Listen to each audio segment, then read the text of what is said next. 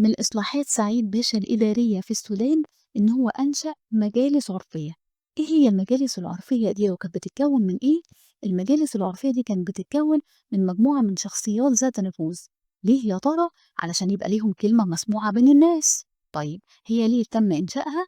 علشان يحسس السودانيين إن هم بيشتركوا في حكم بلادهم والفض النزاعات بينهم. طب كانوا بيستندوا لإيه لفض النزاعات ديّة؟ كانوا بيستندوا للعادات والتقاليد اللي كانت متبعة وبتبقى مقبولة ما بين الناس في المنطقة.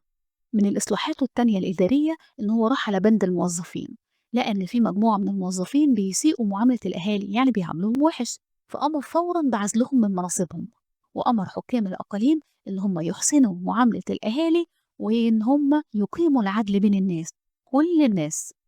من النقطة الأخيرة من إصلاحاته الإدارية في السودان إن هو قسم السودان ل5 مديريات كانوا كلهم بيتبعوا بشكل مباشر وزارة الداخلية في القاهرة. بعد ما فهمنا يلا بينا نثبت المعلومة. من إصلاحات سعيد باشا الإدارية لإشراك السودانيين في حكم بلادهم والفض النزاعات بينهم عمل مجالس عرفية، وهي عبارة عن تجمع شخصيات ذات نفوذ لفض نزاعات بين الأفراد استنادا للأعراف والتقاليد المتبعة.